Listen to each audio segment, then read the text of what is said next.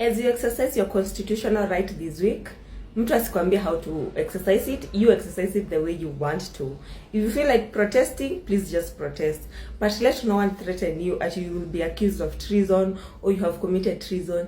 Treason can only be committed by someone who is in the state, someone who holds power, someone who is in an institution in ikona power.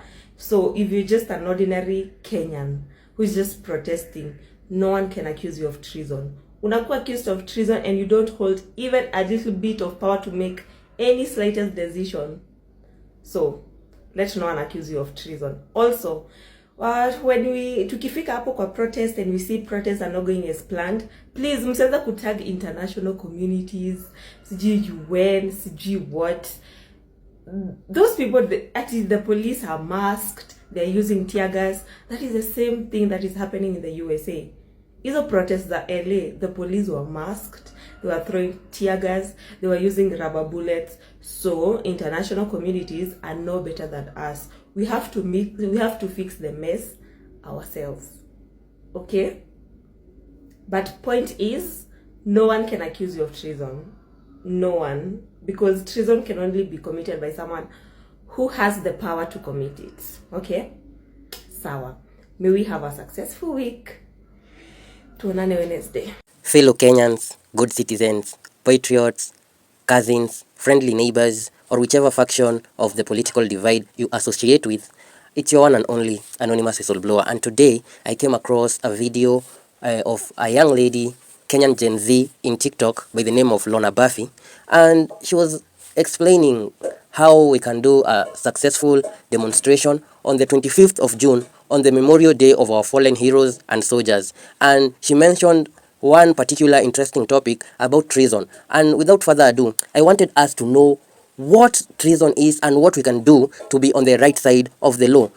For starters, treason is the crime of attacking a state authority to which one owes allegiance. This typically includes acts such as participating in a war against one's native country, attempting to overthrow its government, spying or espionage on its military, its diplomats, its officials, or its secret service for a hostile foreign power, or attempting to kill its head of state. A person who commits treason is also known by the law as a traitor.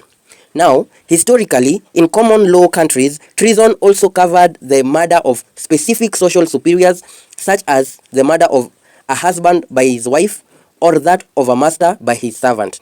Treason, or let's say disloyalty against one's monarch, was also known as high treason, and treason against a lesser superior was a petty treason. As jurisdictions around the world abolished petty treason, treason came to refer to what was historically known as high treason. At times, the term traitor has been used as political epithet regardless of any verifiable treasonable action.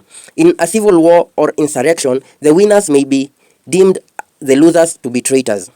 Likewise, the term traitor is used in heated political discussion, typically with a slur against political dissidents or against officials in power who are perceived as failing to act in the best interest of the constituents.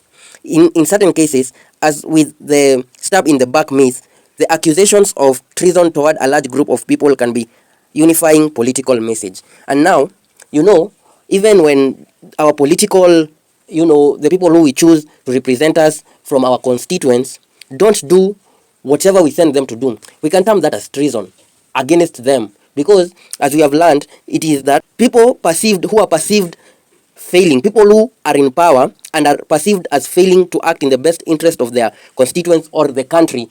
For example, when we had Rigiji saying that, RUTO is meddling with other countries, our neighboring countries' affairs, and gold is being smuggled through our country, and, our firearms are ending up in the wrong hands or in a group of militia, which is in Sudan.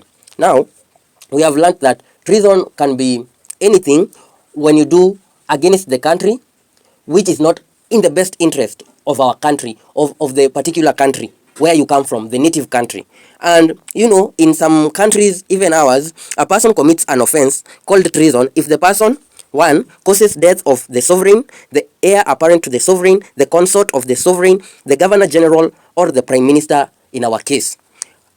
Number 2, causes harm to the sovereign, the governor general, or the prime minister in our case, resulting in the death of the sovereign, the governor general, or the prime minister in our case. Number 3, causes harm to the sovereign, the prime minister, or imprisons or restrains the sovereign, the prime minister, or levies war or does any act preparatory of levying war against the Commonwealth, or engages in conduct that assists by any means whatever with intent to assist an enemy at war with the Commonwealth, whether or not the existence of a state of war has been declared and specified by proclamation made for the purpose of this paragraph to be an enemy at war with the Commonwealth, or engages in conduct that assist by any means whatever with intent to assist another country or another organization that is engaged in armed hostilities against the country or wherever you come from. Number 4, instigates a person who is not an citizen to make an armed invasion of the country, territory, or forms an intention to do any act referred to in preceding paragraph and manifesting the intention of or by an overact.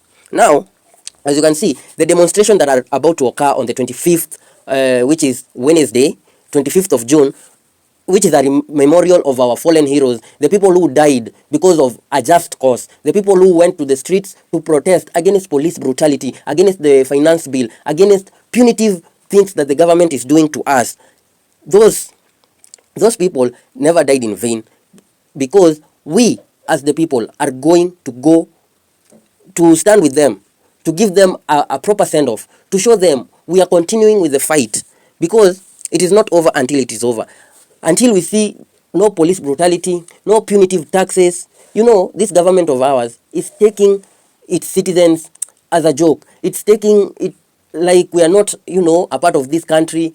We are being misused. The people who lead us are using every opportunity to siphon the country and enrich themselves.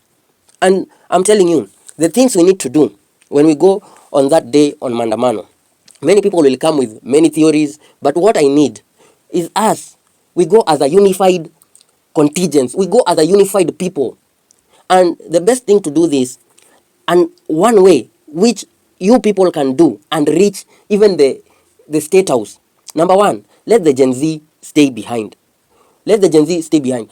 And I'm saying this for a reason. Let our mothers lead the front line.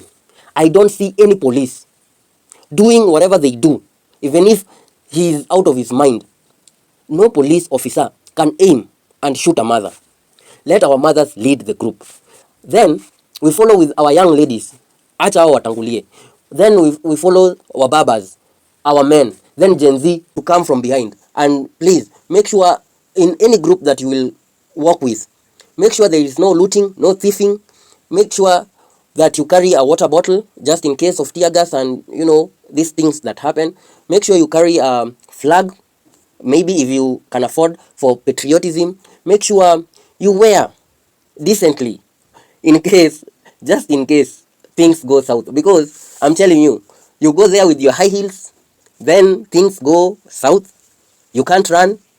And, in such moments, stampedes can happen. You don't know what can happen. So please wear your sport shoes, or maybe some rubbers, some light shoes, no Timberlands and no, heavy shoes or complicated things. Don't wear miniskirts, or okay, you can wear something, but please wear light clothes and shoes for that matter. And finally, as we finish, I wanted you to know other related offenses that can be termed as treason. But in any case, when we go for the maandamano, please make sure you are not violent. You don't do anything that goes against the law. That is stealing, looting. If you are a goon, please. This fight is for all of us. I always tell you that what we do is to secure our future and the future of our children and other generations. So this is the last time we will have a regime as bad or as worse as this of RUTO. Now, there is other things which are related to treason, like espionage, which is spying. There is others called lese majeste, which is insulting a head of state, and a crime in some countries. In some, not ours. We have freedom of speech because they are the people who taught us to use vulgar language. So I'm not saying you insult the president, but I had some friend of the president calling people, but this friend by the name Faara Malim, insulting Kenyans with a very, very, very bad insult. So that is a story for another case. Misprision of treason, which is a crime consisting of concealment of a treason. When you conceal something that has been done against the state or against the country, that can be called misprision of treason, and which of course many people in the political circle know, but they won't tell you because they just want to hold on power. Treachery is, we can say it is called attacking a state regardless of allegiance. Treason felony, which is an offense tantamount to treason. And compounding treason is dropping a prosecution for treason in exchange for money or money's worth.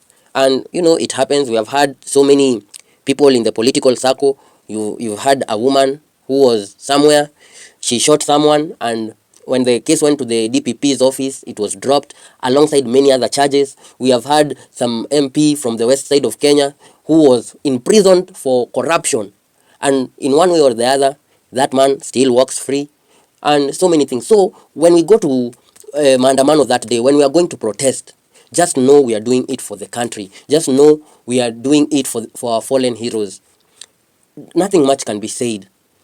Otherwise, I'm your one and only anonymous whistleblower. Please make sure you like, comment, and share, because information is power. Most importantly, subscribe if you are new and you wish to watch content like this, which is political, of course. And I'm signing out. Cheers.